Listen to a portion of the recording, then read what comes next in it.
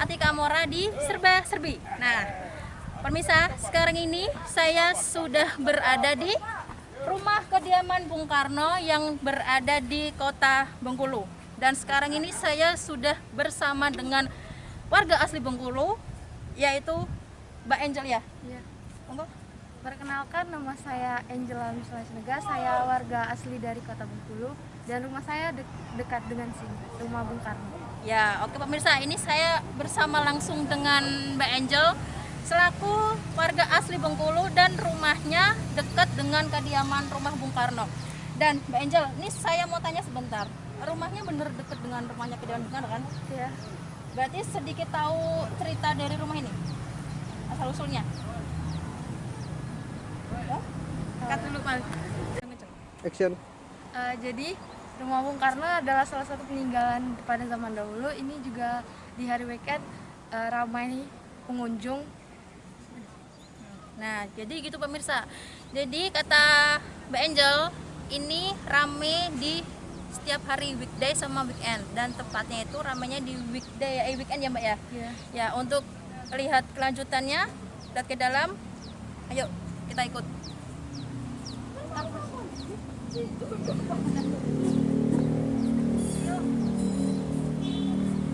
Action.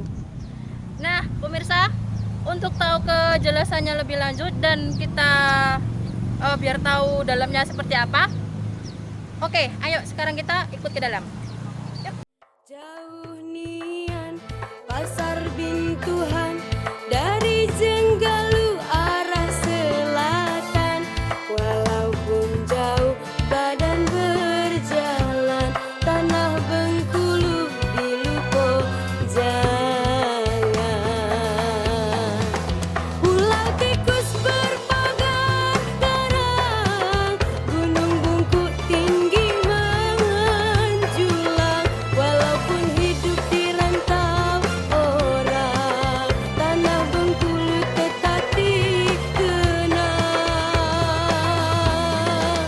Pulau tikus berpagar karang, gunung bungkuk tinggi menjulang, walaupun hidup di rantau orang, tanah Bengkulu tetap dikenang.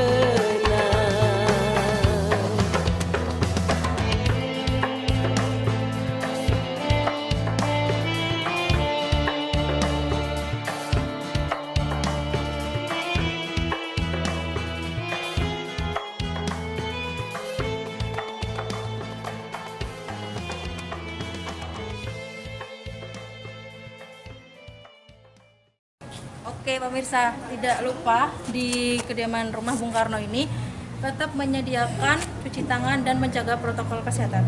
Yuk cuci tangan dulu sebelum kita masuk.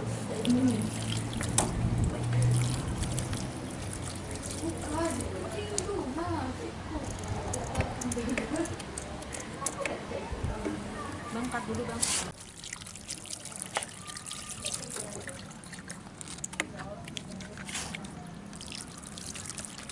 Punjul, punjul. Angel.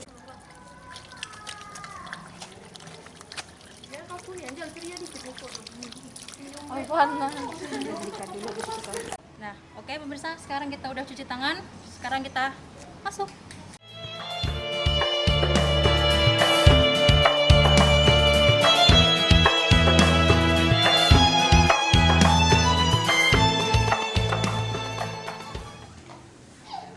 Siang, Mbak. Selamat siang.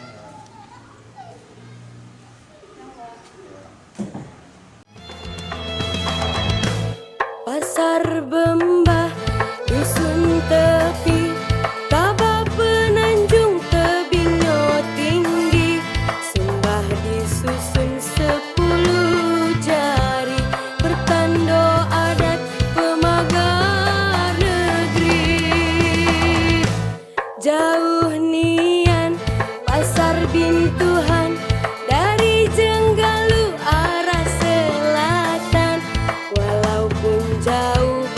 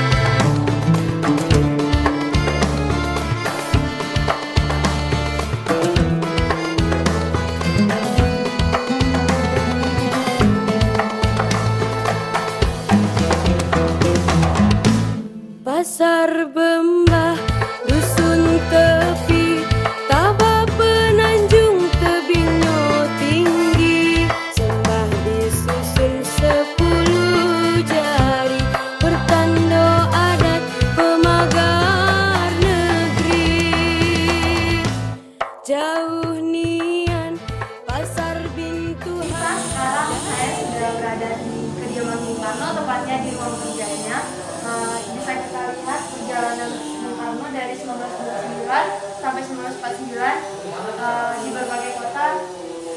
Tepatnya ada di salah satu di Bengkulu, yaitu pada tahun 1938 sampai 1942. Waktu itu Bung Karno merangkul kaum muda. Bung Karno mengambil alih ke musik Montekle. Bung Karno Februari 1932 Bung Karno dan keluarga tiba di Bengkulu dan menempati rumah pedagang Cina yang bisa Belanda, Lian Beseng, udara dan tanah Bengkulu yang lebih baik mengembalikan kesehatan dan semangat perjuangan Bung Karno. Nah, itu pemirsa.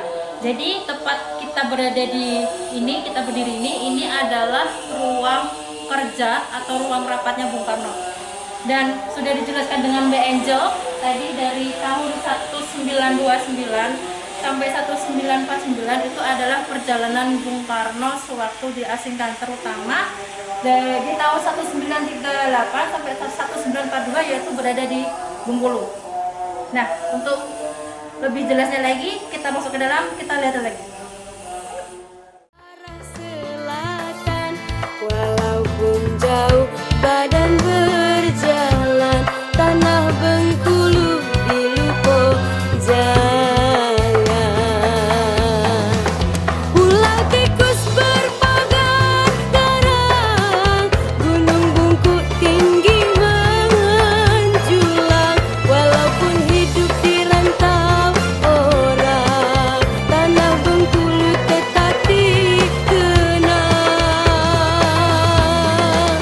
ular tikus berpagar garang gunung bungkuk tinggi menjulang walaupun hidup di rantau orang tanah Bengkulu tetap dikenang.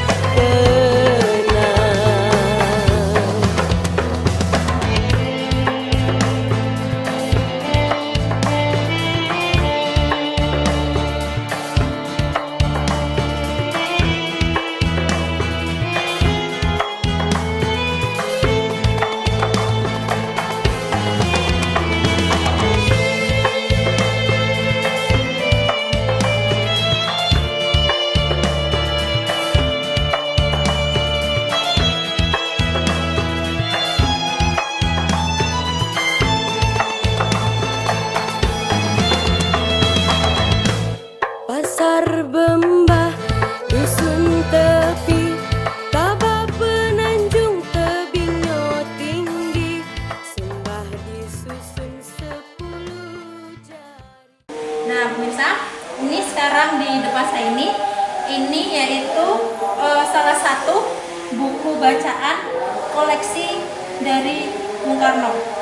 Nah, ada apa ini judulnya tuh kayak bahasa Jerman ya, Mbak Angel ya?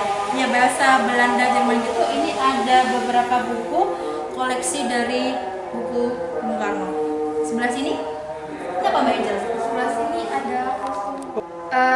Di sebelah sini ada kostum Monte Carlo, yaitu yang asli yang dikenakan oleh pemain pria ketika melakonkan tokoh dalam sebuah cerita di panggung.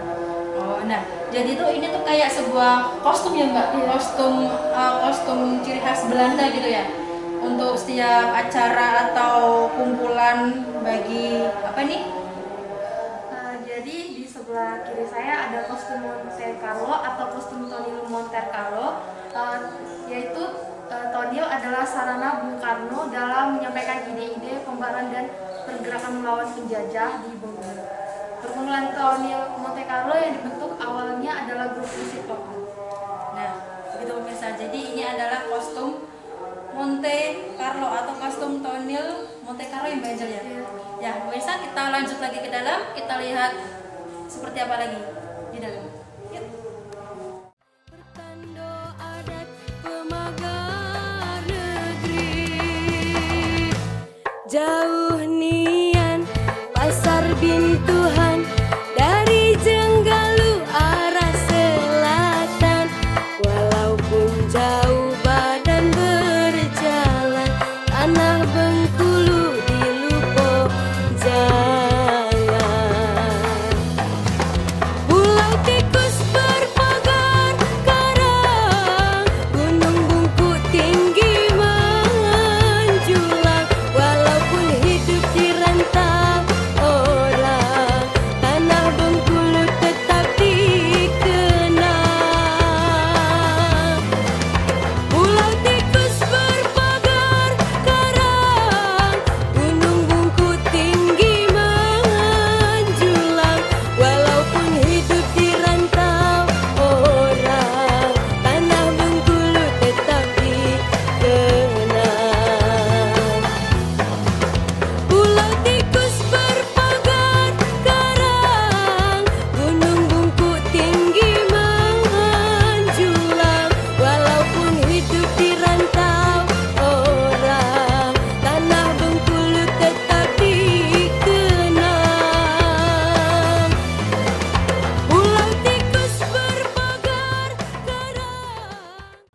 Nah, pemirsa, sekarang tepat sebelah kanan saya ini sudah berada di kamar tidur Bung Karno dan Ibu Inggit Garnasih. Yuk, kita masuk aja. Pertanda adat pemagar negeri, jauh nian pasar Bintuhan dari Jenggalu arah selatan. Walaupun jauh badan berjalan, tanah Bengkulu dilupo jangan. Pulau tikus berpagar karang, gunung bungkuk tinggi menjulang. Walaupun hidup di rantau orang, tanah Bengkulu tetap dikenang. Pulau tikus berpagar karang, gunung bungkuk tinggi menjulang.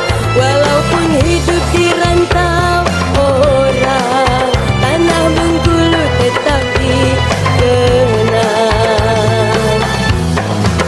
Pulau tikus berpagar karang, gunung bungkuk tinggi menjulang. Walaupun hidup di rantau orang, tanah Bengkulu tetap dikenang.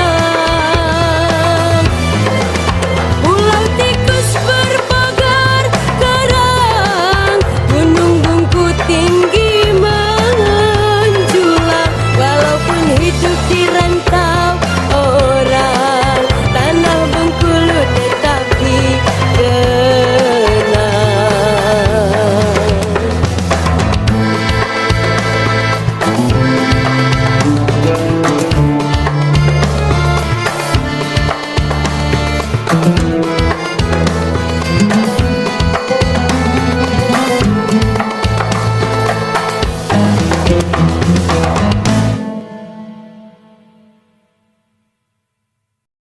Pertanda adat pemagar negeri, jauh nian pasar Bintuhan dari Jenggalu arah selatan.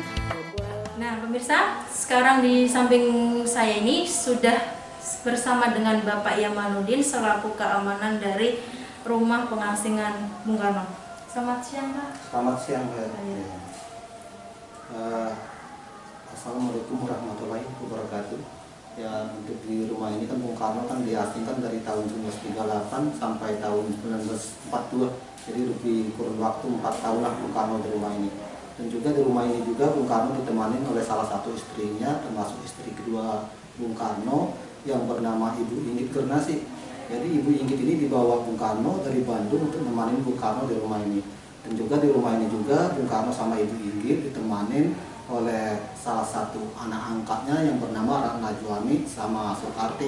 Jadi Ratna Juami sama Soekarti ini dia satu usia sama Ibu Fatmawati. Jadi termasuk teman bermain Fatmawati masa di pengasingan di Bengkulu, termasuk temannya Pak Najwami tadi. Dan juga di rumah ini juga Bung Karno juga sempat mendirikan salah satu grup teater yang dinamakan Monte Carlo. Jadi di grup teater ini juga termasuk pemainnya atau muridnya ini Fatmawati ini. Jadi banyaklah kegiatan Bung Karno di rumah ini untuk mengumpulkan pemuda-pemudi di sekitar Bengkulu untuk bermain di rumah ini. Dan juga Bung Karno juga di kota Bengkulu juga sempat mengajar di salah satu sekolah yang bernama Sekolah Muhammadiyah. Jadi termasuk muridnya tadi Fatmawati tadi. Oh gitu. Oke Bapak, sebenarnya tuh saya tuh agak sedikit bingung nih Pak. Ini kan kita sudah berada di ruang kamarnya Bung Karno dan Ibu Inggit. Yang saya bingungkan itu Ibu Inggit itu istri pertama, kedua, atau ketiga Pak dari Pak Soekarno ini? Jadi untuk Ibu Inggit ini juga istri kedua Bung Karno. Oh, istri kedua. Ya, jadi ada istri pertama Bung Karno yang bernama Ibu Otari, anaknya Kos Cokro Aminoto. Gitu. Ya. Yang ketiga ini baru Fatmawati. Baru Fatmawati yang di Bengkulu sini Pak ya. Fatmawati. Oke. Nah pemirsa tadi sudah dijelaskan sedikit mengenai kamar tersebut. Siapa itu Ibu Inggit? Dijelasin dengan Bapak Iamanuddin. Nah setelah ini kita akan lanjut lagi ke sebelah kanan. Kita lihat ada apa lagi di rumah kediaman Bung Karno ini. Mari.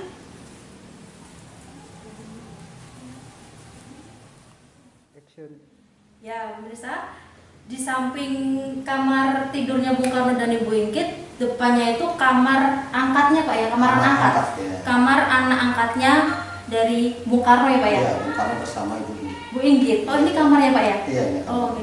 Pak bisa dijelasin sedikit tuh Pak, sebelah kiri itu ada kayak baju, terus itu TV. Iya. Itu emang dari zaman kapan tuh Pak? Apa emang itu Pak? Mau dijelasin Nah, bentar? jadi untuk kamar ini kan kamar anak angkatnya Bung Karno bersama Ibu Inggit yang bernama Najwami sama Soekarti. Jadi di kamar ini juga ada koleksi baju yang pernah digunakan oleh Bung Karno dalam grup Sanggar Monte Carlo-nya tadi. Ya, dan di belakang ini juga di depan ini ada TV. Kalau untuk TV ini baru untuk pemutaran film atau sejarah Bung Karno di rumah pengasingan ini. Oh gitu, jadi ini tuh emang TV fasilitas dari rumah Bung Karno ini Pak ya? Berarti Yang baru, yang oh, fasilitas TV bisa baru. dibuat para pengunjung kalau ya. misal mau lihat. Mau lihat. Oh ya. gitu. Oh baik.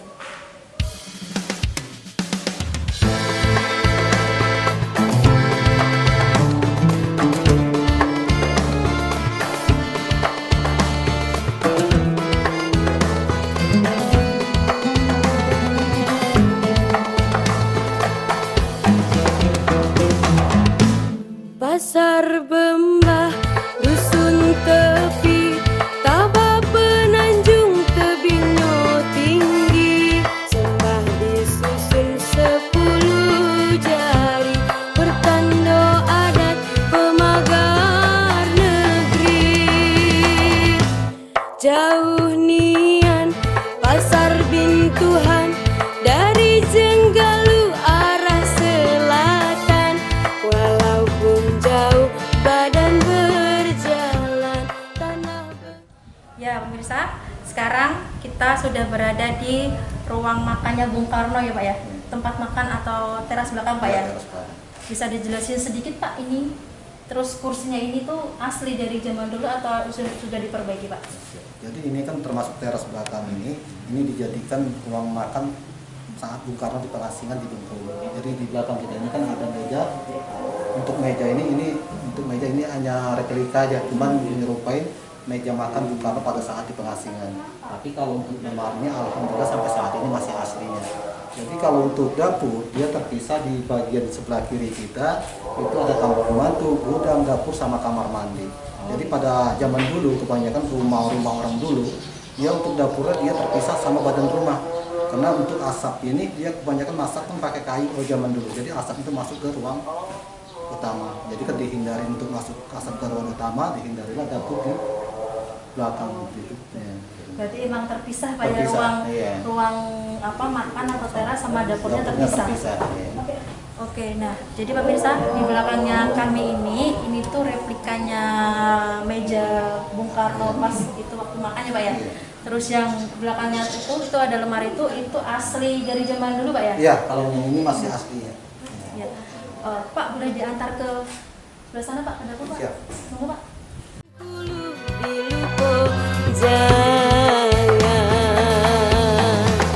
Pulau tikus berpagar karang, gunung bungkuk tinggi menjulang. Ruang dapur sama kamar pembantu Bung Karno saat pengasingan Bengkulu. Jadi di sini kan ada kamar pembantu, gudang, dapur, sama kamar mandi. Dan untuk bangunan ini kesemuaan sudah direnovasi semua, cuman bentuknya tetap.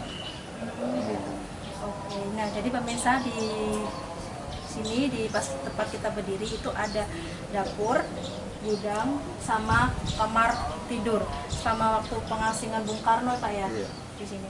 Nah Pak, saya dengar kabar dan saya baca-baca di Google katanya tuh di sini ada sumur yang dipercaya orang Bengkulu ya Pak ya. Iya. Oh ya. Jadi ada sumur yang pernah digunakan oleh Bung Karno selama pengasingan. Pengasingan. Pak boleh diantar atau boleh dilihatkan kepada kita Pak Ya, seperti boleh, apa siap, bentuk ya. sumurnya tersebut? Siap. Monggo Pak. Hidup di rantau orang, tanah Bengkulu tetap dikenal. Pulau tikus berpagar karang, gunung bungkuk tinggi menjulang. Walaupun hidup di rantau orang. Pemirsa, di sebelah saya ini adalah sumur yang dipercaya orang Bengkulu Pak ya. Katanya bisa bisa ngasih apa itu Pak, rezeki Pak ya, atau kepercayaan berkah membawa. lah kayak gitu ya. Oh ya, Pak bisa dijelasin Pak ini sumurnya? Jadi untuk sumur ini kan ini sumur yang pernah digunakan oleh Bung Karno selama pengasingan. Jadi untuk sumur ini juga kedalaman sekitar 12 meter lebih. Jadi untuk sumur ini kan termasuk dipercaya oleh masyarakat Bengkulu. Jadi untuk sumur ini kalau untuk saya sendiri, ini kan untuk logikanya aja, untuk sumur ini kan radius rumah Bung Karno sama pantai kan jaraknya kan nggak terlalu jauh. Jadi untuk sumur ini, untuk airnya ini nggak ada rasa asinnya, jadi termasuk air payau lah kayak gitu. Jadi kota Bengkulu juga pernah mengalami kemarau yang cukup lama, hampir 9 bulan lebih. Alhamdulillah air kita tetap utuh dan juga banyak masyarakat tetangga di sini mengambil air di sini. Jadi itu aja untuk berkahnya. Jadi kalau pengunjung yang ngomong bilang atau membawa berkah atau membawa rezeki, itu kan tinggal tergantung niat kita pribadi lah. Jadi kita ambil logikanya aja. Jadi untuk air ini hanyalah sumber kehidupan untuk manusia aja. Dan tetap percaya sama Iya, Maha Kuasa iya, Pak ya. percaya oleh Maha Kuasa itu. Pak bisa di itu Pak ambilin airnya Pak Siap, seperti ya, apa bisa, maksudnya? ya. Itu Pak Iya. jernih atau enggak gitu Kalau Pak? untuk airnya jernih bagus. Tanah Bengkulu tetap dikenal. Nah, pemirsa, ini adalah contoh airnya benar-benar bersih, seperti kayak air pegunungan Pak ya. Iya, benar. Dan ini katanya bisa diminum juga Pak ya. Jadi kalau diminum langsung, alhamdulillah saya kan untuk sehari-hari kan termasuk di rumah pengasingan Bung Karno ini. Jadi walaupun saya kerja malam, jadi kalau cuci muka itu langsung minum. Jadi untuk proses di organ tubuh atau di perut itu nggak terasa apa-apa lah. Itu kelebihan airnya cuma gitu aja. Boleh diminum Pak ya? Boleh diminum. Coba ya, Pak ya. Ya siap. Minum guys. Belepotan guys. Ternyata segar guys, kayak air mineral biasa sih. Enak Pak, segar Pak. Ya, siap. Tambah es batu enak Pak.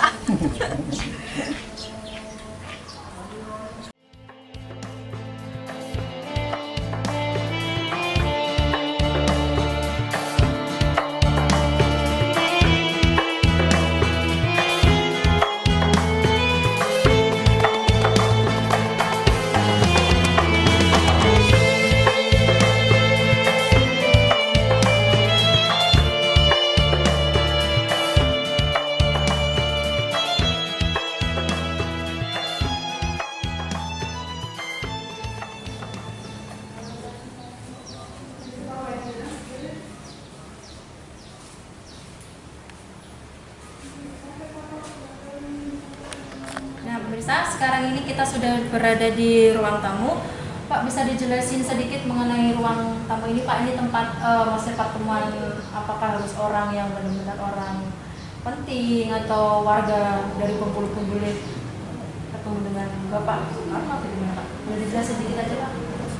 Jadi ini ruang tamunya Bung Karno. Jadi di ruang tamu ini juga kan ada porsi yang pernah digunakan oleh Bung Karno selama pengasingan.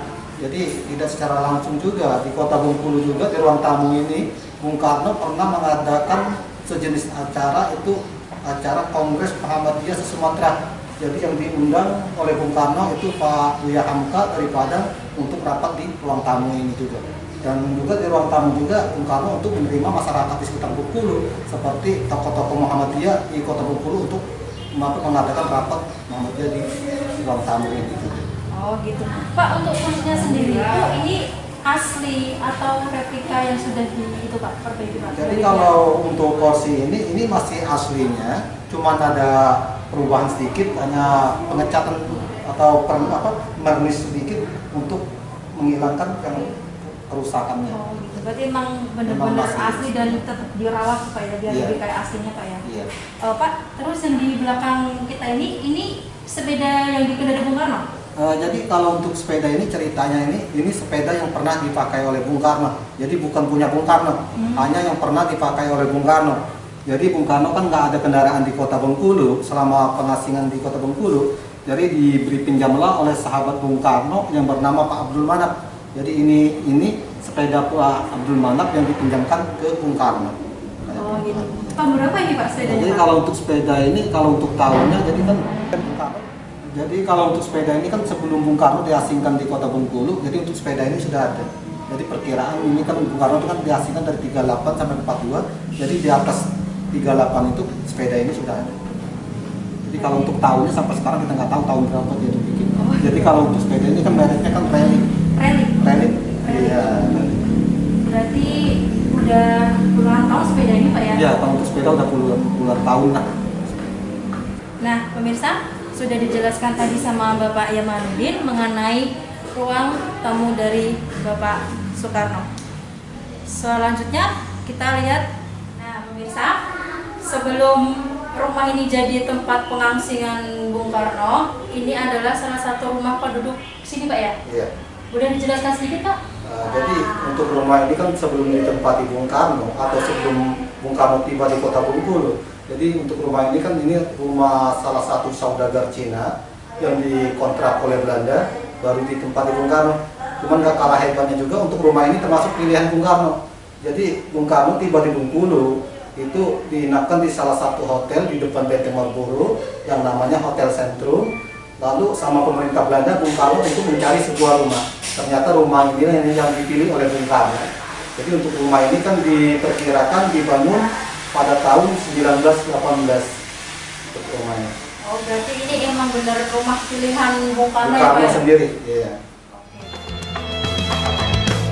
Pasar Bembah, dusun tepi, Tabah Penanjung Tepi. Bapak, terima kasih atas informasi yang sudah Bapak berikan kepada kami. Semoga informasi yang Bapak berikan kepada kami bisa bermanfaat bagi pemirsa Sipali TV di rumah. Nah, pemirsa, sampai ketemu lagi di serba-serbi selanjutnya.